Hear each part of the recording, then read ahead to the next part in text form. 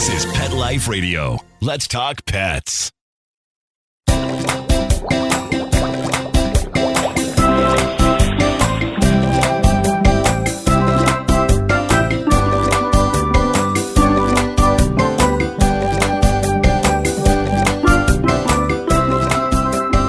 Welcome to Aquariumania on Pet Life Radio.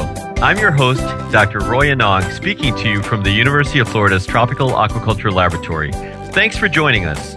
Aquarium keeping is more than just a great hobby. It can also teach our students valuable lessons about science, nature, and even careers in aquatics. A perfect example is at Riverview High School in Sarasota, Florida, where Katrin Rudge and her colleagues use aquarium systems to teach aquaculture, natural resources, engineering, and even business. Riverview High School's Aquascience program currently enrolls approximately 250 to 300 students, and their Stars to Starfish program is gearing up to educate not only high schoolers, but visiting grade school students as well. My guests today are Katrin Rudge and her students Matt LaVigna, Wes Robertson, and Tyler Fushikoshi. Join us as we discuss aquariums in the classroom at Riverview High School. We'll be right back after these messages.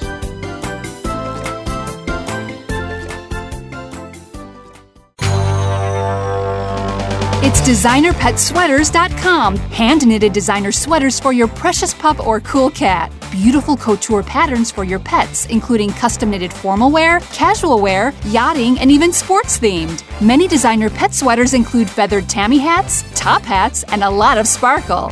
Each sweater includes leg loops, front paw sleeves, and leash opening. Visit designerpetsweaters.com to order your four-legged fashions today. Your pets will stay warm for the winter and be runway ready. Large or small, we fit them all. designerpetsweaters.com.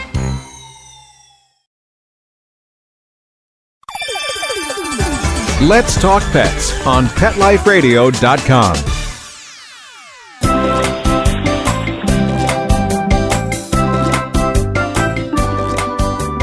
Welcome back to Aquariumania on Pet Life Radio. My guests today are Katrin Rudge and her students Wes Robertson, Matt LaVigna, and Tyler Fushikoshi from Riverview High School in Sarasota, Florida. We're going to talk with them a little bit about their Aquascience program and all the work that they're doing there with Aquaria and a lot of other cool ecosystem-related things. So, welcome to all of you guys, and thanks for joining us today. Thank you. Hey, it's great to be here. Katrin, I usually start my podcasts with a quick question. What was your first aquarium, and what was your first fish? Great question. I consider myself, I've been doing this for about 3 years, so I'm probably considered a novice. In college, I actually studied planktonic things, dinoflagellates that are part of the food web, so I'm very familiar with smaller things that larval fish eat. But I really started developing a love for the aquaria since I teach marine science here at Riverview High School. And I've kind of overrun my classroom now with quite a few different fish tanks and have gotten very familiar with keeping the aquaria. So tell us a little bit about your Aquasciences program at Riverview High School. Okay, we were actually about 5 years ago, I started to do quite a bit of hands-on work with my students and took them on field trips to SeaWorld, Mote Marine. We did a lot of things here actually at the school. And our principal, Linda Nook, was very interested in kind of developing what's called a career technical education program, which allows students to try out certain careers early in their high school time. And we thought of a way to kind of incorporate this into science, technology, engineering, and math, which is sort of a STEM initiative. And we're actually in the process of building an aquaculture greenhouse, so we've gone really full scale with all this. And the kids are really excited about learning outside the textbook and basically going and doing hands-on experiments, keeping aquaria going. We're breeding fish, and you're going to learn a lot about all the different experiences that the students are going to have coming up in the near future. So you have a marine science aquaculture small learning community, and I think you sort of alluded to it a little bit. Can you maybe just give us a little explanation of how that all sort of works? Yes, I have several teachers here that are actually involved in the program. Jada Thompson is our aquaculture and agriscience teacher, and she primarily has the freshwater side of things. They're growing tilapia, koi, and they're actually going to be looking into growing orchids with some of the wastewater from the fish, and also growing vegetables down the road in order to actually recycle. We were a little bit afraid of using that for human consumption because you have to be approved to do that, but to actually put it back into the fish food. I'm going to be growing saltwater fish on my side. I teach the Marine Science Honors class, and we're growing clownfish. We're hoping to get striped fang blennies in the near future and Bengai cardinals. We also have an AP Environmental Science teacher, Dr. Noreen Ekstrom, who has AP Environmental Science and AP Biology. She's also part of my team. And Diane Bassett, who is the other Marine Science teacher who teaches similar coursework to what mine is. And I guess the kind of cool part to me was that you guys are kind of integrating math, business, social science, a lot of different areas that are of real importance in the future for these students. Yeah, the beauty of this program is to really integrate several layers of the school. We have the obvious, the engineering students. We have an engineering program here, and they are helping us to develop filtration systems, building different fish tanks, anything that has to do with water flow and so forth, they're involved in. We have our math department can come in and measure and weigh and basically do dimensions of the tanks and figure out volumes. Our art students can come down and draw pretty pictures of our anemones and clownfish. Our business classes are actually helping us set up, once we go full scale with the greenhouse, we're going to have a way of tracking our products. We're hoping to sell some of these fish and the coral in the future, and so we're going to have a way of having to track that. We're going to have to set up brochures, so our digital design class can help with setting up brochures, websites, and there's really a full gamut. I can think of almost every classroom that can somehow be involved at our school. So that's what makes this really unique and exciting, and it just keeps us all the time excited and striving for the next thing. So real briefly, who helped you get this program going, and how did you get funding for it? I'm sure it costs a lot of money. Yes, excellent question. Really, we have had so much support. First of all, our principal, Linda Nook, has been, every time we mention, can we do this, she is absolutely behind us 100%, very supportive. Our district also had a little bit of initial funding for the career technical education program that I mentioned, but we have also secured close to about $200,000 in grants. One is that initially started us off was Ag Commissioner Adam Putnam and the Aquaculture Review Council. Florida's Aquaculture Review Council provided grants to set up our initial greenhouse and actually buy the structure, purchase the structure, which we purchased 3 years ago. And we really did not have the construction money to actually put down the concrete slab, do the plumbing and electric. So we recently applied for a State Farm grant, and the State Farm Youth Advisory Board awarded us over $70,000 to actually do the construction of the greenhouse. So we're actually, right now, I could go out to the back of our school and see them putting in our plumbing and electric. So it's pretty exciting. Every day we go and look at the progress out there. Since you mentioned it, can you maybe describe for the folks listening a little bit about your greenhouse and also, I guess, the setup that you have planned for the research part? Yes, we're basically, our initial thought here and part of the State Farm grant, and I haven't mentioned this, but we actually have a planetarium on campus, which is a very unique thing for a high school, and we had that built via grants and lots of community support. And we have elementary and middle school kids that come through and see dome shows on a planetarium dome. And we're actually creating a show called Stars to Starfish, which will incorporate our program with obviously the skies. So stars going to the starfish, and the elementary kids will see the show come through, and then we will have students actually stationed at various areas in the greenhouse that will provide them information and teach them.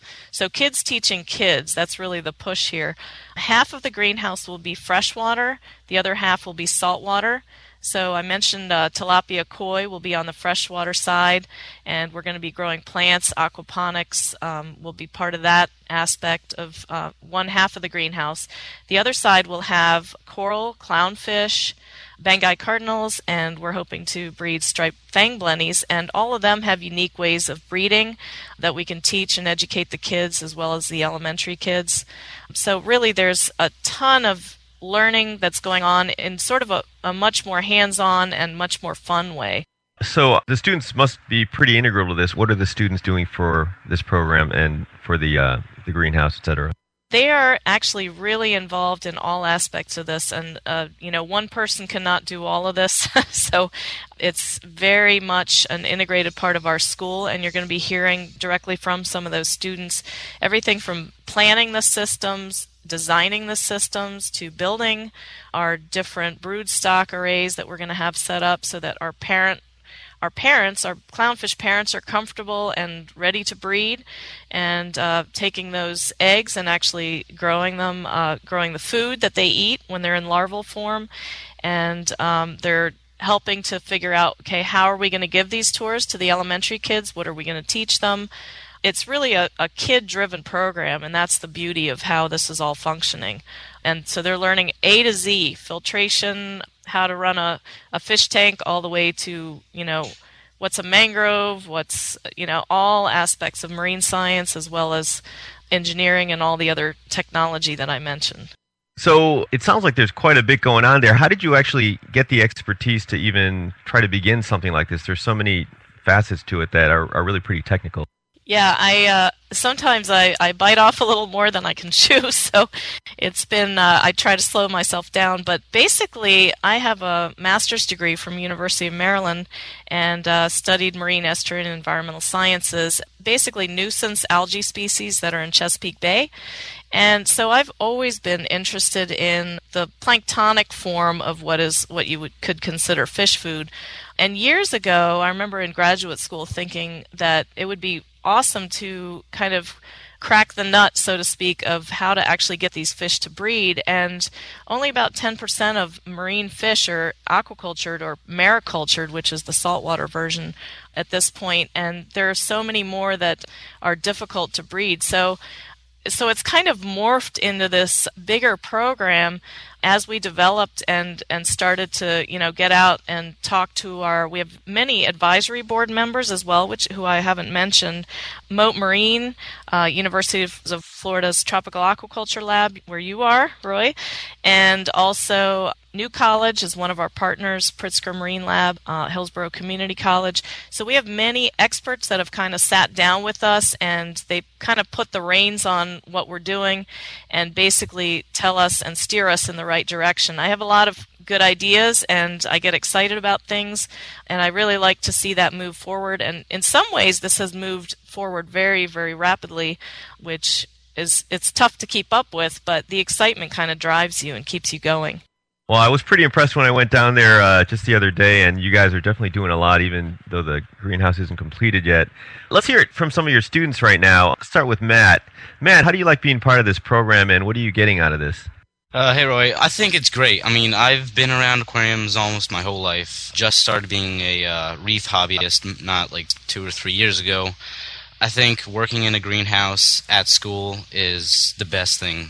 I could just come to school and just do what I love doing, especially teaching it. I think more and more students kids should know about the hobby, and it's a great thing to get into. Many things to learn about, and there's many job opportunities out there with this job. So how did you get interested in corals? I've been interested in corals 3 to 4 years before I started the actual coral keeping. I think it's just amazing how you can watch an animal such as a coral just sit there and grow over the years, the amazing colors that you get out of them, and just the overall experience and different things you have to do to keep them alive. It's pretty much your own little ecosystem that you have to keep going. I think it's just great, and I love doing it. So what are your kind of day-to-day duties when you're working in this program? Well, basically, when I come to school, I feed all the fish, and I feed the rotifers, check their densities, and do water changes on them. And then after school, I will be starting to teach other students how to take care of these tanks and how to actually do this in a larger scale. So when we get our greenhouse, this can happen with different students, not just 2 people. So teaching students is going to be a big part of this greenhouse. How are all the other students at the high school viewing what you guys are all doing? I mean, is it kind of a cool thing, or is there sort of so much demand that not everybody can get involved? Yeah, I think everyone else thinks it's going to be a really cool opportunity. It's very amazing just for someone that's never seen coral before, just to come in, or fish for that matter, come in and just experience these wonders. I think a lot of people can get interested easily just by looking at a fish tank, staring at it for a while. That's how I got into the hobby, and I think that there'll be a lot more students wanting to come in and help us out after we get this greenhouse going. So what do you want to do in the future? What's your kind of long-term plan, and how is this helping with that? Well, there's a lot of things I would love to do, but I think I would like to mass-produce coral, or try to figure out how to breed different fish like tangs and different wrasses, and just basically the open water egg layers, so we can stop taking them off the reefs and rebuild the population on the reefs, and also make those fish cheaper for the hobbyist. And one more quick question I forgot to ask. What corals do you guys have right now? We don't really have many corals yet. We have mostly leather corals, beginner corals. We eventually will be getting a lot of different hard corals and LPS corals for the greenhouse, of course. Well, thanks very much for all that. We're going to take a quick break and have some words from our sponsors before we return and continue our conversation with my guest, Katrin Rudge of Riverview High School, and several of her students. We'll be right back after these messages.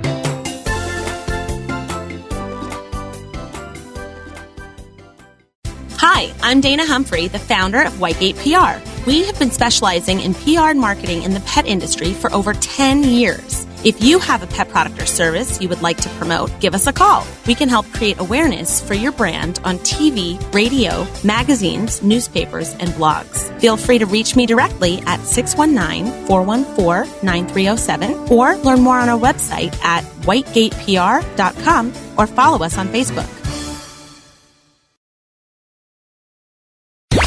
Let's talk pets Let's talk pets on Pet Life Radio. Pet Life Radio. PetLifeRadio.com.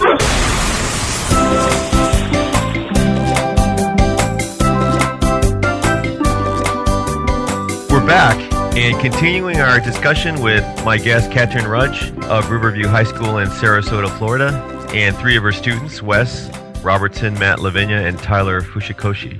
So we talked a little bit with Matt. Let's move on to you, Wes. You are obviously involved with this project as well. Can you tell us a little bit about what you're doing right now? Just all sorts of maintenance things. I think the key with our program is actually getting the hands-on experience with actually taking care of it, because it's one thing learning the subject in a book and sitting down and learning it. It's another thing actually having the life of an animal in your hands, and I think that's the key with getting people interested in this profession. So when you say maintenance things, can you maybe go in a little more detail? What exactly are you doing, and can you tell us a little bit about what you've learned about the systems? As far as water changes and cleaning and feeding the rotifers and feeding the baby clownfish, it's just maintenance, the grunt work, which is basically the biggest part of this profession. And without the hands-on, you really can't learn it. And maybe, I think some of the listeners are probably familiar with it, but maybe describe what rotifers are. I think Matt had mentioned it as well, but maybe tell the folks what rotifers are and what's involved with growing them. Well, you have to grow the algae first of all, and the algae is what they eat. It's what the clownfish eat. It's just the start of the ecosystem. There's the basic things, and rotifers and algae are a few of the things that we have to take care of and learn all about. It's just basically the food that the clownfish eat is the basic definition. So in terms of the clownfish, are you getting a lot of spawns? And, about how many clownfish juveniles are you guys getting or raising right now?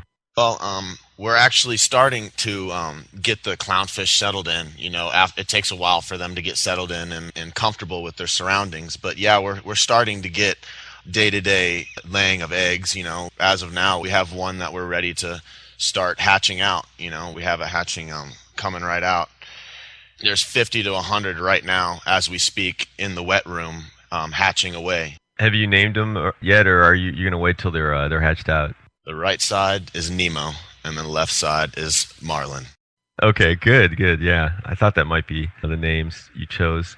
So how has this changed your outlook on your future, and what are you kind of interested in doing down the road as well? Well, before I came to Riverview High School, I kind of saw marine science as a hobby, but it's kind of given me an outlook on there is a good, you can support your family with this profession, and there's actually a future in it. It's one of the biggest growing industries out there. So, it kind of opened my eyes to a whole new world of things that I didn't even know were there.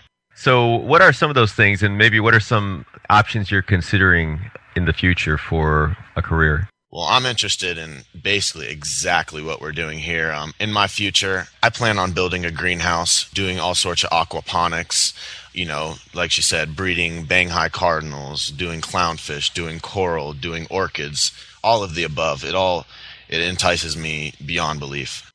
Now, in terms of all that, have you guys also kind of looked at the business side, and do you have students working with you as well, or are you involved with courses that kind of look at the business side of all this? Yeah, Riverview High School offers, of course, like economics and just understanding the business side. But as far as we're at now with our program, we're kind of focused on the construction right now, getting it built first of all, and then I think the business will come in. We got a business plan set, we got it figured out on pen and paper, but you know how that goes. That's a good answer. Well, thanks very much, Wes. We're going to move over to Tyler now, Tyler Fushikoshi. Tyler, tell us a little bit about your involvement and some of the things you're doing with the program right now.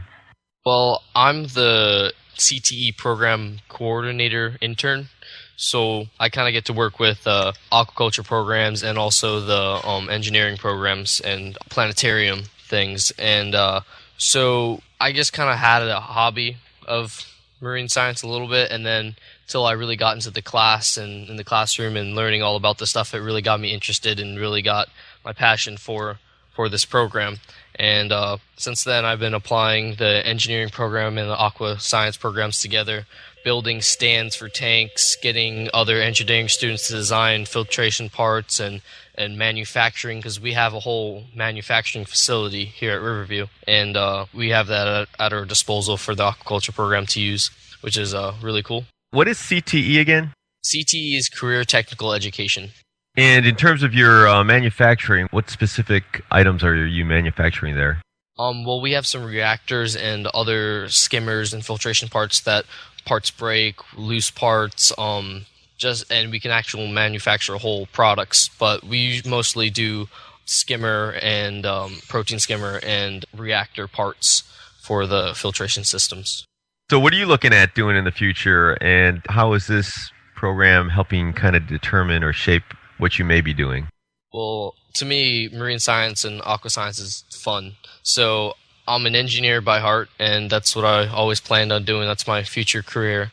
But I plan on going to get a mechanical engineering degree and applying that to the aquascience and marine science futures. So I assume all three of you work pretty closely. Is there anybody that works harder than the others? I don't think so. I think we all collaboratively work together, and it takes a whole team to do this. I mean, you can't just one person can't do it all.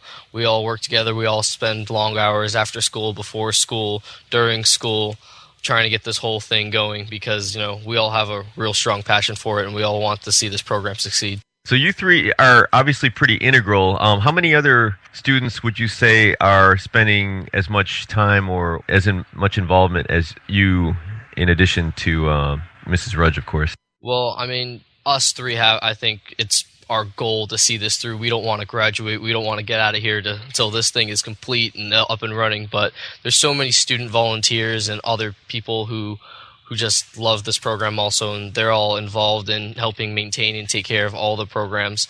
We do most of the training for all those other students because we've kind of been around it for a little bit longer, and and it's the staff too. The amount of teachers and just the faculty here is really into this program also. It's been a great help. Well, thanks to all of you guys for all that information. I'm going to steer back toward Katrin. You mentioned you're going to have a research facility as well. Can you tell us a little bit more about that and what the plans are with that research facility? Yes. Actually, we just met about a week ago with various parts of our school who are going to be involved in this. Early on, I had a vision for this program that there are not many research opportunities, real, true research opportunities for students, other than having small setups in a classroom where you can do replication and actually set up a little experiment. So the idea here is to have our aquaculture greenhouse kind of growing the fish, getting them, breeding and so forth, and you can learn water quality, water chemistry, you can learn physics and so forth. But I wanted to go a step further with students and actually have them do research experiments with expertise from basically around the world. We can use programs like Skype to interact with actually professionals and researchers all around the world. We could, for example, if a student was interested in sharks, they could talk to somebody that studies great white in Australia, and we could have that person talk to us. And I've had various scientists through Mote Marine and other contacts that we have around the country actually Skype into the classroom and speak to my students, and they can ask questions. So the research facility is going to be an area where we can do experiments. One half of it will be dedicated to live experiments, and also we'll have an area where we can do staining and various procedures with the, where what I call a dead area, where you actually are using chemicals to do manipulation of, if your fish died, what did it die from, and you might need to use different chemicals to find that out. The other half of the research facility will also have what's called an active board, which is a projector and a board that you can click on and actually manipulate that when you're teaching, but it also it has a microphone and basically speakers, so you can Skype, and it's probably about a 6x6 board where you can see an image of the person on the other end, and you can talk back and forth and get expertise from that person. So I'm really excited about having kids develop research projects that we can go even to publishable level, have that published through the research facility, and give students opportunities to do true hands-on experiments and science. That really does sound exciting, and I'm sure the students are really going to be getting a lot out of that program. So what are the biggest challenges for you, and how are you getting all this together and making it all work? Yeah, actually, the biggest challenges are, number one, slowing myself down because I keep coming up with these ideas. Funding is another one. We do not have funding yet for our research facility, so we're going to be looking at, because we are a STEM model for our program here. STEM stands for Science, Technology, Engineering, and Math, and there are quite a few pots of money out there that you can tap into and get funding for ideas like this. So we're hoping to secure some funding. We're also getting the word out in our community, and Sarasota is quite proud of what it does and what it is and what it stands for. And sustainability and green development are two critical parts. And I forgot to mention that we hope to have the research facility actually be green with solar panels. We're going to collect rainwater. We're going to do other data collection that will basically teach the kids also about green construction and programs that are environmentally friendly. So sustainability is really at the heart of what we're doing. Back to challenges, really doing your homework, kind of really getting your ducks in a row. Expertise from the community and our advisory board members is critical, and this would not work without that. We are going to have a grand opening, actually, which I haven't mentioned, April 22nd, which is Earth Day, and so we're hoping to really get people in the community involved. The more people that know about this and are involved in a positive way, it seems like I'm making contacts every day. I contacted someone about a fish tank over the weekend, and it turns out that he works for a company that builds filtration systems. So it's a small world in some ways, and it's exciting to see the community kind of getting involved and helping a school. It's a teaching tool, but it's also an exciting view into kind of what, as you heard, our students are very excited about maybe pursuing a career in that. And how many people know that in high school? That's pretty awesome to be driving, and getting kids excited about stuff early on that they can spend the rest of their life kind of being part of. I agree, and there's so much going on at your school that I'm real excited to watch it develop. And I think one of the big things is really getting kids to appreciate on our end, the aquarium hobby and how it relates to ecosystems and as you mentioned, sustainability and an appreciation really for science and biology. I think there's a lot more challenges now with a lot of the electronics and kind of moving away from nature. So I think that's great. So if you're recommending setting up a program like this, and I think this is really a great model for schools all over the U.S., what would you tell these folks, or what advice would you give? Well, one of the beauties of this is I know we've kind of gone full scale with a greenhouse, and we've had to secure funding for that, and just organizing it. Staying organized was another thing I should have mentioned as a challenge. But, you can do this on a small scale. You can have an aquarium, a 10-gallon aquarium, well, maybe not for saltwater since it's easier to maintain a larger one, but you can start with a small aquarium and teach water quality. You can teach about the plants that you may have in there. You can teach about the animals you have in there. And all aspects of what we're doing at a large scale, you could do at a much smaller scale. So don't be intimidated by, what we have here. It's definitely going to be sort of a model program, and we're very proud of that. But, as I mentioned, do your homework. You do need to have a fairly good background, or at least have, start by looking at websites. Get somebody involved that's a hobbyist who does this for a living. A lot of teachers might just, know the textbook version, but boy, was I unaware of some things when I started some fish tanks, and algae started growing, and we had to put an RO system in at the school, and I just learned A to Z what to do with a fish tank very rapidly because I was having some problems. So don't be afraid of starting at a small scale. Do your homework. Ask for donations. Instead of going to one company, I've learned that if you go to the company that manufactures, let's say a UV sterilizer, for example, and you go to that top person that actually runs that program, and you ask and you say, look, I'm a school, I'm trying to set this up and trying to do this in a budget that's pretty difficult right now. Would you help us out? And if you tell them what you're doing and what you're excited about, most of them have come through and in a big way helped to fund a lot of this, our systems here at the school. So that's been really exciting. Get expertise on board, I guess, is another piece of advice, and go to your local universities and colleges and ask for expertise. Somebody out there is doing this already, and getting a network of experts on board is another thing that I would suggest. Delegate is probably one thing I'm getting much better at now. I used to never be good at it. I was the one lugging the buckets and filling up the tanks and changing the filters and getting everything together while my students were working on something, because I always felt so time-strapped. And I've learned to delegate and to organize students and train them and get them training the younger incoming students. I'm afraid to lose the 3 that you heard from today, because they've been instrumental in kind of getting this going. But they need to live their lives and move on and graduate, and so training the new incoming students is going to be critical on their part. It would be pretty easy for you just to fail them, right? For just for a year, so that they could kind of stay there and get everything finished. Haha, they heard you say that. So no, we won't be doing that. But yeah, good point. And I guess my last little piece of advice, keep dreaming. It's amazing for me to see kind of an idea in my head 6 years ago, maybe, just happen right in front of me. It's kind of all taking place.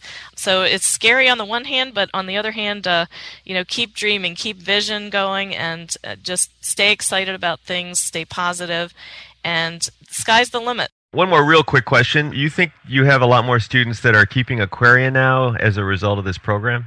Yeah, that's actually interesting. We do have days where we say, okay, if you want to learn about aquariums, please come by, Tuesday afternoon, and Matt is usually here and helps to kind of show them what to do. Wesley's been more involved quite a bit lately, but has football practice, so he sometimes can't make it after school. So it's been great to kind of get kids excited about it, and I've heard at least 5 or so in the last 2 weeks say they're going to start an aquarium, whether it's freshwater or saltwater. And, usually we say, okay, come and find out about it first, and then make sure you know what you're doing, and then you'll have success rather than having to flush the poor little guy down the toilet. Well, that's great to hear, and it's definitely good to get more kids involved in the hobby for all the reasons that we mentioned. Well, unfortunately, we're out of time, but I really did want to thank all of our guests, Katrin, Wes, Matt, and Tyler, for joining us. Katrin, I assume you're going to have website links for folks so they can kind of keep up with what you're doing and how everything looks when it's all finished? Absolutely, and we're still, developing all that, and so I will definitely keep posting and forwarding you information as it develops. April 22nd is perfect. If you are interested, please come by. We're going to have an open house. I will have dates and times and so forth on our website, our Riverview website. So keep in touch. Feel free to come by in an afternoon once I'm done teaching. I'd be happy to talk to anybody or via email. So you can post my email as well. Well, thanks again to all of you, and it's really exciting, and I'm definitely impressed with everything that you've done and how it's going to look in the future. I encourage all of you listening to visit my Aquariumania blog on Pet Life Radio. Also, if you have any questions, comments, or ideas for a show, email me at drroy@petliferadio.com. That's drroy@petliferadio.com. If you're ever in Florida, please be sure to visit the Aquariumania exhibit at the Florida Aquarium in Tampa, or take Katrin up on her offer and swing by Riverview High School. Until next time, please visit your local aquarium stores, buy more fish, and keep your tanks and fish healthy. Let's Talk Pets, every week on demand, only on PetLifeRadio.com.